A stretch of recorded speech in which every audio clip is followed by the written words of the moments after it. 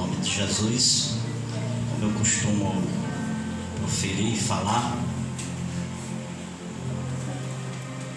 só os portadores de Bíblia aí, vai abrindo aí. Se você for bom de Bíblia, você vai encontrar rápido o livro que eu vou citar aqui. Livro de Gênesis. Capítulo 3 e 21º versículo. Louvar a Deus pela vida desses jovens que estão aqui. Que o Espírito Santo venha fazer com vocês o que fez com aquela menina na Irlanda ou na Escócia, se não falha a memória, quando assistiram um seminário de missionários assembleianos, e o seminário era o Atos dos Apóstolos. Quando eles encerraram, deram o término do seminário, uma jovem no meio da multidão disse: eu quero receber tudo o que eu aprendi e vi vocês ensinando, eu quero para mim. Eles estenderam as mãos sobre ela. Ela passou 3 dias falando em línguas dos céus, língua de batismo do Espírito Santo. Gênesis capítulo 3 e versículo 21. Gênesis capítulo 3, versículo 20, versículo 20 e versículo 21. Vou falar a língua de você, a nossa língua. Gênesis capítulo 3, versículo 20 e 21. Quem encontrou com seus santos lábios, profira da seguinte forma: me enche nessa noite do teu Espírito. Saudar os amigos, irmãos, líderes e liderados, simpatizantes da nossa fé, internautas, os inscritos no meu canal. Eu fui surpreendido por algumas pessoas lá em Monte Aurélio que assistiam as minhas mensagens, e as mães dos meus alunos. Eu fiquei felicíssimo, e que bênção que está alcançando o coração de vocês. E se o Senhor viesse para cá, nós íamos, mas nós já conhecemos, né?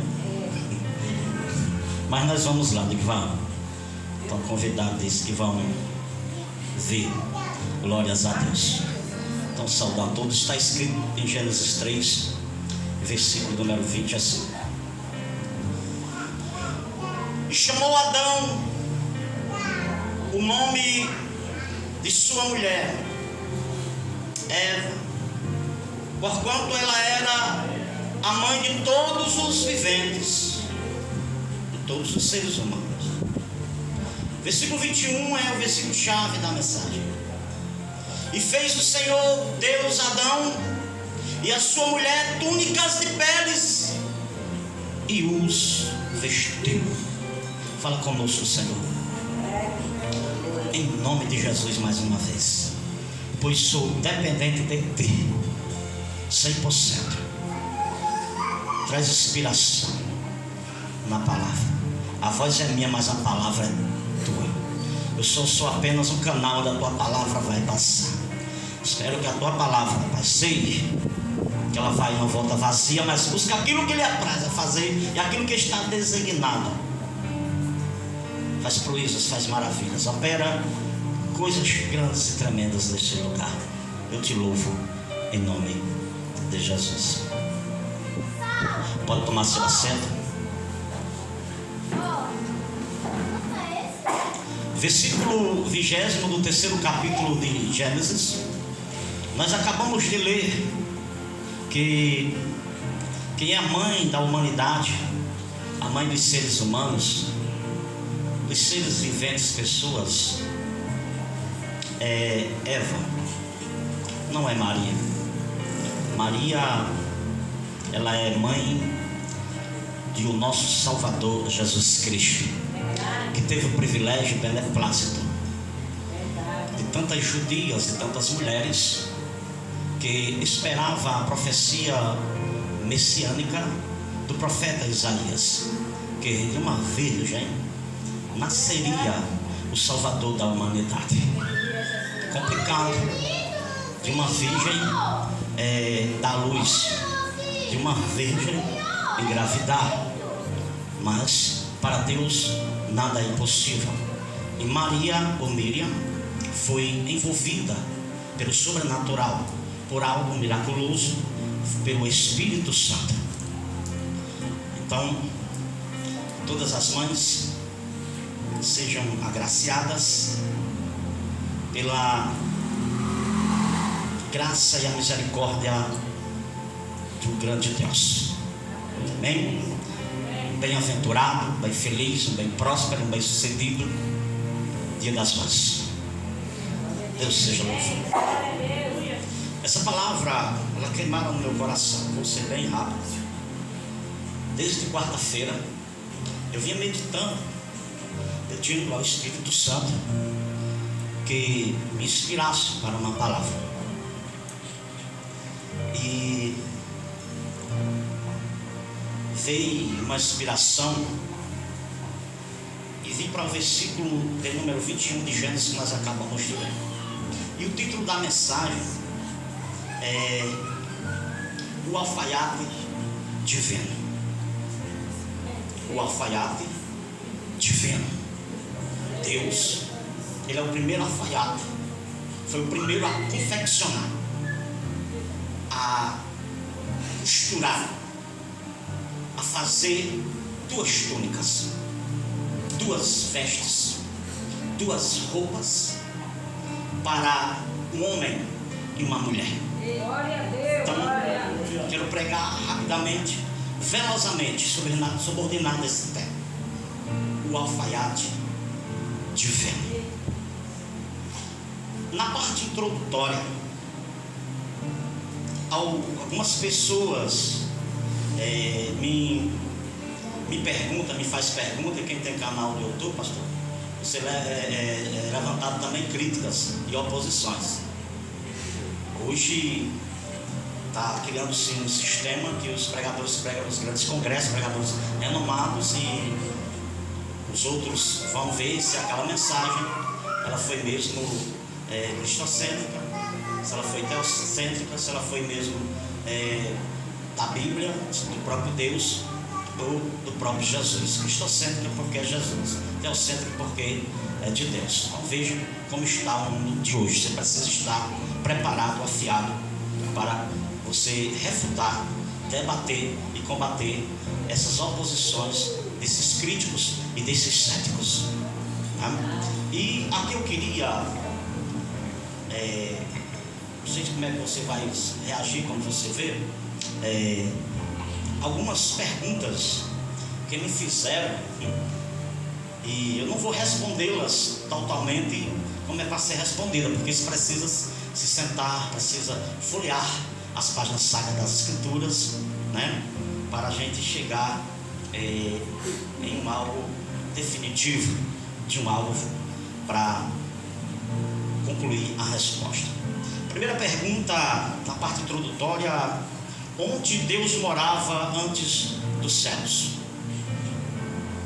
Aonde Deus morava antes dos céus, antes da criação dos céus e a terra?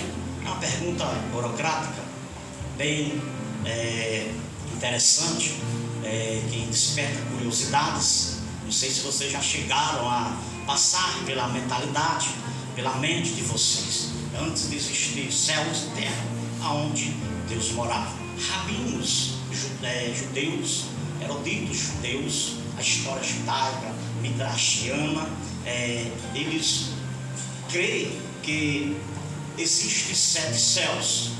Não sei se vocês sabem, alguma aqui já sabe. Quem não sabe, fique sabedor que o judeu nato, que não aceitou o Messias como único e suficiente Salvador, não aceitou Cristo como único e suficiente Salvador, ele só crê no Antigo Testamento, só que crê na primeira aliança, que é de Gênesis a Malaquias. eles creem em duas partes desse livro do Novo Testamento, do Antigo Testamento, que é dividido em duas partes, que é dividido em lei e Taná. A lei é de Gênesis a Deuteronômio, é os 5 primeiros livros da Bíblia, que é chamado de Torá, que quer dizer lei, ou Pentateuco, que quer dizer rolos, né? E a Taná, que é de Josué a Malaquias. Essa é a Bíblia dos judeus, é a Bíblia judaica. Então, nós olhando para 2 Coríntios, capítulo de número 12, nós vamos ver que o bandeirante das missões, um dos maiores missionários eclesiásticos das Escrituras Sagradas, que é onde o Novo Testamento tem 27 livros, 50% é dele. Estou falando de Paulo, apóstolo Paulo, e são 13 livros que ele escreveram, 13 cartas ou 13 epístolas. Ele disse que foi levado ao terceiro céu, né? E o judeu não crê muito no Novo Testamento. Alguns se converteram ao Messias. Tem vezes que eles estão esperando Jesus vir a primeira vez. Só que Jesus vai vir, é a segunda vinda dele, que é para arrebatar todos aqueles gentios e judeus que se converteram ao Filho de Deus. Então o judeu, ele crê nos céus e na terra. Então, onde Jesus morava, onde Deus morava antes dos céus ser criados. Se for para Isaías 12, se for para Isaías capítulo 14, Ezequiel 28, a gente vai ter assim uma noção. O judeu crê que Deus morava no sétimo céu. No sétimo céu. O primeiro céu, que nós sabemos, é esse céu que está dentro do globo terrestre, o céu das aves, dos aviões, né? E o segundo céu é o céu galáctico, é o céu das estrelas, da lua, dos planetas, e onde também potestades e principados, demônios habitam e moram. O terceiro céu, segundo Coríntios capítulo 12, versículo 11 em diante, que Paulo foi levado ao terceiro céu e ele chamou de paraíso. E ele viu coisas inefáveis que não eram lícitas falar, e nem o Senhor permitiu, de tantas coisas tremendas, extraordinárias que ele ouvia. O primeiro céu, 7 tipos de céu, o primeiro tipo de céu é o céu Cronos. O céu Cronos é esse primeiro céu que eu falei. O tempo desse céu é o 24 horas, que é o tempo que nós temos, chamado Cronos. O tempo Cronos é o tempo nosso, é o tempo dos seres humanos, é o tempo nosso, é o tempo que a gente quer que aconteça rápido, que as coisas aconteçam o mais rápido possível. Quem é que não quer também que as coisas aconteçam imediatamente, mas que aconteçam as coisas rápidas? Então é chamado o céu de Cronos. O segundo céu é o céu galáctico, como eu falei, é o céu Caróis. Isso é dentro dos estudos judaicos, dos rabinos, dos eruditos, dos doutores da lei de Israel. O segundo céu, o céu galáctico, é o céu Kairos. Esse céu, o tempo desse céu é um ano. Isso é para título de informação. Amém, gente? Para você ter uma noção quando você vê alguém falar ou sobre isso, você não ficar perplexo e se escandalizar. Então isso é na visão judaica. Eu estou passando para título de informação para você ter um conhecimento. Isso é uma coisa que a Bíblia não resiste, chama uma coisa extra-bíblica. E tem coisas que se encaixam e faz sentido e tem lógica. Então o Kairos, ele é o tempo que Deus usa para tempos determinados para as nossas vidas. O tempo Cronos, vem de cronologia, é de tempo nosso. E o tempo Kairos é o tempo que Deus usa para abençoar nós, você, os seres humanos, conforme o tempo determinado de Deus. Então Deus tem um tempo determinado para lhe dar vitória, para você jubilar, para você triunfar, para você comemorar, ter uma alegria imensa, uma alegria tremenda, uma alegria que vai ser duradoura, mas vai durar muito, vai passar por cima das desilusões, dos esgotos, das decepções e da espera tão longa. E o terceiro céu é o céu Aion. Esse céu tem um tempo de 1000 anos. O céu Aion, Deus também não está dentro desse tempo. O tempo é eterno. Deus não está dentro desse tempo, porque Deus é temporal. Deus não está dentro desses tempos. Por isso que quando Deus criou os céus e a terra, Deus não estava nenhum dentro desses tempos. Nem da eternidade, Deus não estava na eternidade, porque Deus é criador da eternidade. Então você veja que Deus é tremendo aqui rapidamente e velozmente para você entender aonde eu quero chegar. Amém? Então o terceiro céu, Aion, é o tempo que é de 1000 anos. Isso Pedro também até vai falar na segunda epístola, no capítulo 3, no versículo 8, que 1000 anos para Deus é como um dia, e um dia é como 1000 anos. Então o tempo de Deus está chegando na minha vida e na sua vida. Se alguns levantaram a mão, eu gostei. O tempo de Deus está chegando na sua vida e na minha vida. O quarto tipo de céu é o céu especial, aonde demônios não vão. Aonde demônios não vão. É o céu especial. Pode ser que o céu, esse quarto céu que os demônios não podem ir, é onde Lúcifer queria subir além dos céus. Então esse quarto céu, ele é um céu especial na visão judaica dos rabinos de judeus. É o céu, é o quarto céu, o céu especial. É o céu eterno. Tem o tempo que ele tem é de 1 milhão de anos. O quinto céu é o céu dos serafins. É o céu que tem 1 milhão de anos. O sexto céu, o quinto céu, ele tem 1 milhão de anos. O sexto céu é o céu dos serafins, que tem um tempo de 1 trilhão de anos. E o sétimo céu é o céu Safon, antemporal. É o céu que os judeus ensinam e apregoam. Está na história judaica que o céu Safon, ou Safoné, é onde Deus habitava antes dele fazer os céus e a terra. Então são algumas perguntas que são burocráticas para responder, porque a Bíblia não foi escrita para mostrar claramente a existência de Deus. A Bíblia é uma revelação para os seres humanos. A Bíblia é para eu conhecer Deus, e através das coisas que Deus criou, através da natureza, das coisas do universo, de planetas, tudo que Deus criou, tudo perfeito, é aí que a gente sabe que tem alguém por trás que o criou. Amém? A segunda pergunta que me fizeram: Deus tem idade? Qual é a idade de Deus? Gente, Deus tem que ter idade, porque se Deus não tiver idade, ele não existe. Ele tem que ter uma idade. Só que a idade dele é de geração a geração, de eternidade a eternidade, de séculos dos séculos. É mais ou menos dessa maneira e dessa forma. Tem alguém aqui comigo nessa noite? Então, Deus envelhece? Deus envelhece? Né?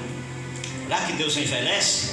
Sabe que até onde Deus está, aonde a habitação de Deus, do eterno, é diferente dessa habitação aqui, que a gente envelhece, a gente morre de velho. Tem pessoas que morrem novo, tem pessoas que morrem criança ainda, bebês ainda, tem pessoas que morrem uma certa idade, tem pessoas que morrem de velhice. Então, Deus envelhece? Deus fica velho? Daniel capítulo 7, a partir do versículo 9, ele é chamado de ancião de dias. Os judeus chegam a dizer que Deus tem 100 anos e Jesus tem 33. Isso é os rabinos que falam isso. Eu estou falando aqui, depois, se vocês querem se aprofundar no assunto, irmãos, só é fazer curso de teologia comigo. Amém? Glórias a Deus. Estou dando só uma palhinha aqui, mas eu quero falar sobre o alfaiate, o alfaiate divino. Deus tem umas vestes, uma roupa para você nessa noite diferente. É Deus que vai confeccionar. É Deus que vai fazer. Que cabe em você adequadamente. Que cabe em você perfeitamente. De você olhar e dizer assim: como ficou tremenda, como ficou perfeita, como ficou linda. Às vezes, para você comprar uma roupa, comprar umas vestes, você vai ter que provar, né, irmão? Quando ele faz pedir pela internet, ele fica meio curioso. Quando chegar, eu vou provar. Assim. Às vezes fica grande demais, fica pequeno demais, tem que levar para a alfaiata. Sim ou não? É desse jeito. Quando você prova, é melhor. Só que quando Deus faz, Ele já manda você vestir. Não entendi. Deus tem umas vestes novas para você. Deus tem uma roupa nova para você, que cabe adequadamente em você. Então Deus é chamado ancião de dias. Deus é chamado ancião de dias. Deus tem idades, e quase Deus não existia. Amém, gente? Então Deus não está no tempo crono, não está no Carol, nem está no Aion. Deus é antemporal. Então Daniel vai falar acerca que ele é chamado ancião de dias. De ancião de dias. Você chega numa certa idade, nós vamos saber isso quando a gente estiver lá. Aí nós vamos dizer, pronto, pastor, o senhor pregou agora nós temos toda certeza, sem dúvidas, sem nada. Tem alguém aqui comigo, gente? Amém, gente? O salmista do Salmo 90, que é Davi, provavelmente 91 tem muito a ver com ele, parece muito, mas não tem dizendo que é ele, mas parece muito, pelos escritos, pela fala, o que o Salmo 91 fala. O Salmo 90, no versículo 1 e 2, vai falar dessa eternidade de Deus, que é maior do que a eternidade. Deus é maior do que a eternidade. Deus é maior do que todos os tempos. Deus não está nem nos tempos. Então Deus é tremendo. Quando nós chegarmos lá, aí nós vamos ver como é. Amém, gente? A terceira pergunta que me fizeram, evangelista Luzão, pastor Diego: Deus tem esposa? Deus tem desejos? Não, Deus não tem esposa, né, irmão? Se for levar para a tipologia bíblica, a esposa de Deus é a nação de Israel, né? A igreja não é esposa de Deus, a igreja é noiva do Filho de Deus, que é Jesus. A noiva está aqui? Rapidamente e velozmente. Então Deus tem esposa? Deus tem desejos? Deus tem desejos? Não são perguntas encabuladas, burocráticas, que você vê as pessoas perguntando a gente, irmão? Né? Deus tem desejos? Deus tem desejos. Não nossos desejos, não os nossos pensamentos, porque os pensamentos de Deus é mais altos, mais longínquos que os nossos. É como a distância do céu aqui da terra para o céu onde Deus habita. Quem há de medir? Quem pode medir Ludmila? Quem pode medir Evelyn? Quem pode medir Ave? Quem pode medir Samuel? Quem pode Anthony? Quem é que pode medir Max? Quem é que pode medir Sara? Evelyn? Quem é que pode medir? Não tem ninguém que meça. Que há um medidor que tem como medir a distância. Assim é os pensamentos de Deus.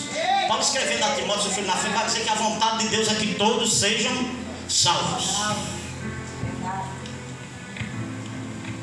Adão, quando estava dentro do Éden, sozinho, não tinha desejo sexual, porque Eva já estava dentro dele. Quando Eva saiu dentro dele, saiu um pedaço dele. Por isso que o homem é incompleto. Por isso que quando um casal se separa, o homem fica desesperado. Ele chora. A mulher chora, mas ela passa direito. Por quê? Porque ela saiu de dentro dele. Quando a mãe perde o filho, quando o filho vai embora, ela chora mais do que o pai. Por quê? Porque o pai saiu, porque o filho saiu de dentro dela. Tem alguém aqui comigo? Amém, papai? Amém, gente? Então a Eva já estava dentro dele, né? Tem alguém aqui comigo nessa noite? Estou dando só umas palhinhas aqui rapidamente. Vou terminar no horário aqui para não ser extensivo, amém? Quarta pergunta: Deus tem pai, Deus tem mãe? Aqui a gente fala assim que Deus é Jesus e Jesus é Deus, né?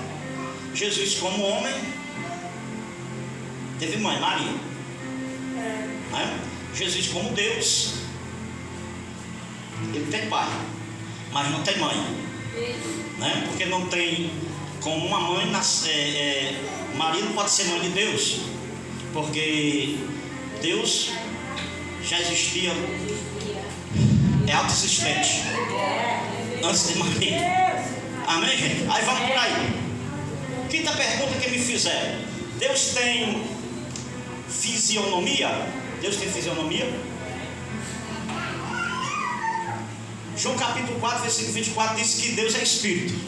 Gênesis capítulo de número 1 e versículo 26 diz: façamos o homem a nossa imagem e a nossa semelhança. Quando Deus desceu para fazer o homem do pó da terra, Deus desceu como primeira pessoa, porque Deus é Espírito. Espírito tem semelhança? Espírito tem fisionomia? Quando nós chegar lá, nós vamos saber. Não vou adentrar e nem ter aqui um assunto para não trazer embaraço. Amém, gente? Ok? Vamos para a sétima pergunta para entrar na mensagem. Deus se alimenta? Deus come, Deus bebe? O que é que vocês acham? Deus se alimenta? Lá tem a árvore da vida, né? Tem o fruto da vida. Lá tem o rio da vida. Como é que é isso, hein, rapaz? Quem podia abrir alguns versículos da Bíblia comigo? Rapidamente, velozmente aí. Rapidamente, velozmente. 8h40 eu paro.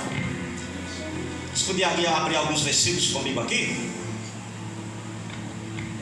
Deus desceu em Gênesis, 3 anjos desceu, os céus desceu, 3 pessoas do céu desceu em Gênesis 18:1 na casa de Abraão.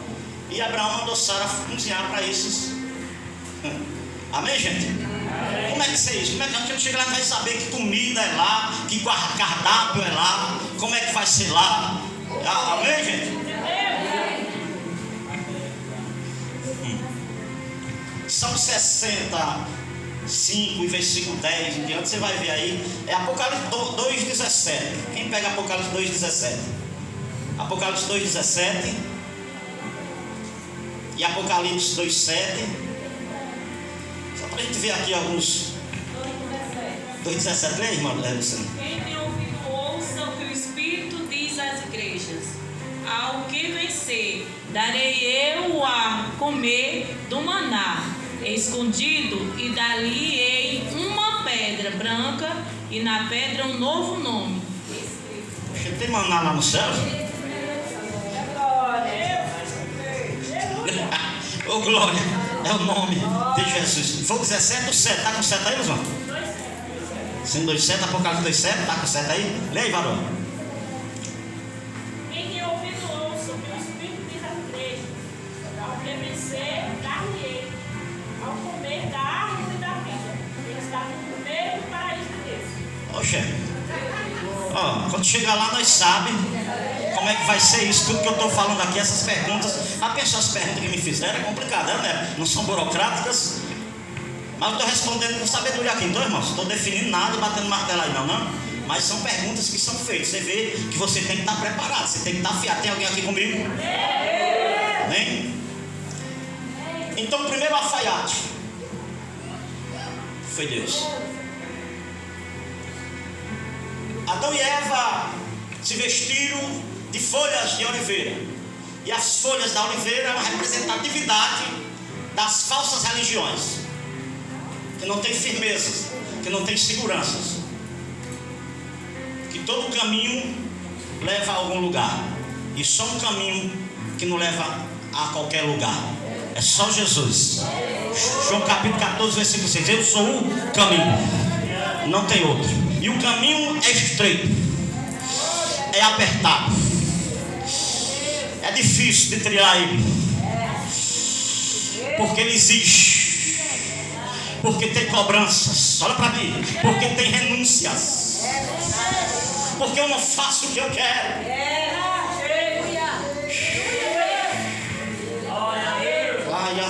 Bem-aventurado é o que faz a vontade de Deus, porque em Romanos está escrito que boa e perfeita e agradável é a vontade de Deus.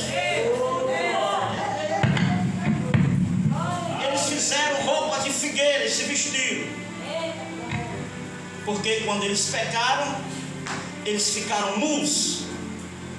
Eles ficaram nus e pegaram folhas de oliveira e fizeram as vestes. Bom, eles eram alfaiates, porque tiveram a criatividade, a inteligência de confeccionar roupa de folha. Eu nunca vi roupa de folha. Roupa de folha não tem durabilidade, não tem resistência. É frágil, é superficial, seca, murcha.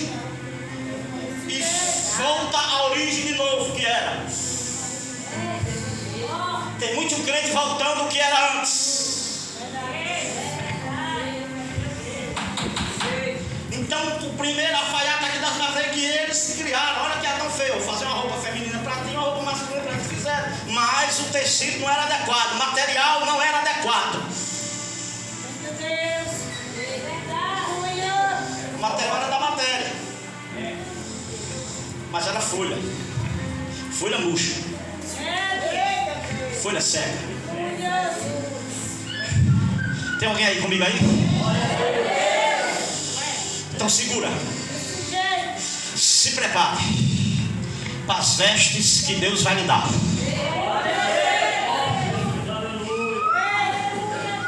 Pior que a roupa que Deus tem que dar, eu tenho que me acostumar com ela, eu tenho que me adaptar com ela.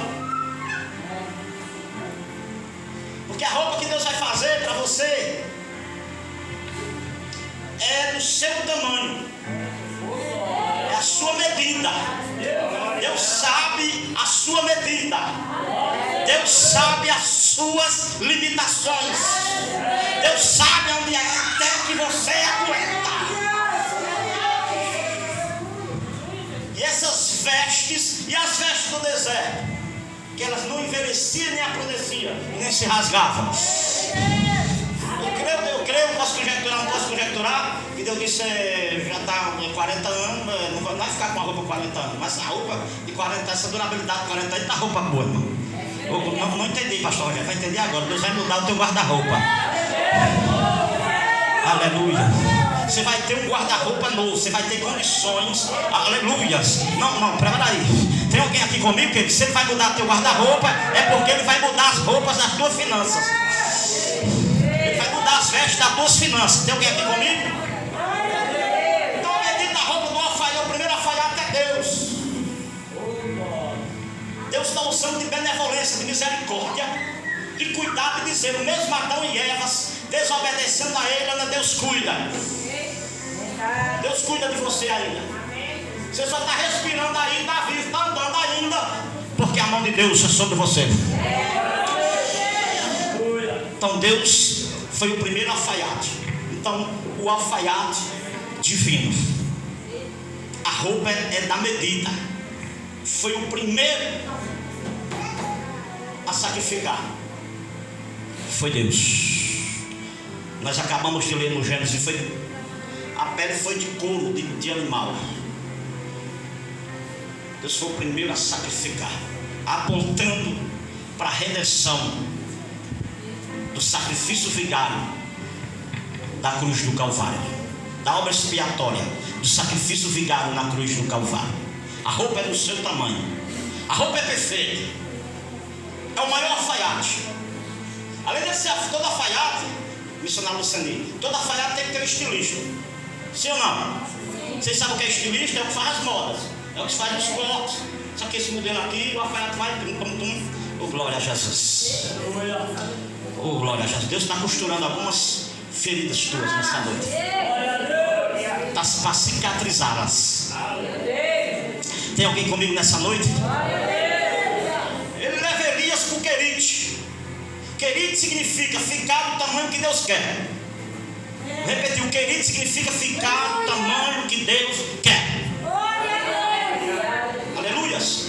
Que o Eterno continue te abençoando, te prosperando e te guardando. Ande em amor, ande em comunhão. Depois eu prego a segunda parte. Vamos cear nessa noite em nome de Jesus Cristo. Quem entendeu até aqui, gente? Está nessa. Amém? O alfaiate divino. Eu venho com a segunda parte para a glória dele. E se eu for pregar, falar sobre vestes na Bíblia, está alguns versículos sem nós lermos. Mas se, gente, antes de nós cearmos,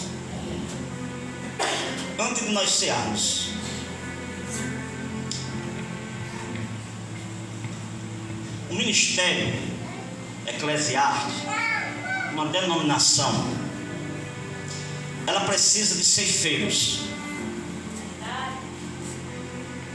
Ela precisa de pessoas que se disponibilizem a vestir a camisa do Evangelho, a camisa da obra. Em outrora, nós tínhamos mais tempo. Hoje nós não temos tempo. O tempo parece que se foi. Perdemos a administração do tempo de 24 horas, de 365 dias. Quando é bissexto, 366 dias. Eu vim orando ao Senhor. E hoje, dentro do meu quarto, onde eu estudo, onde tem meus materiais de estudo, onde eu oro, onde eu me consagro, onde eu jejum,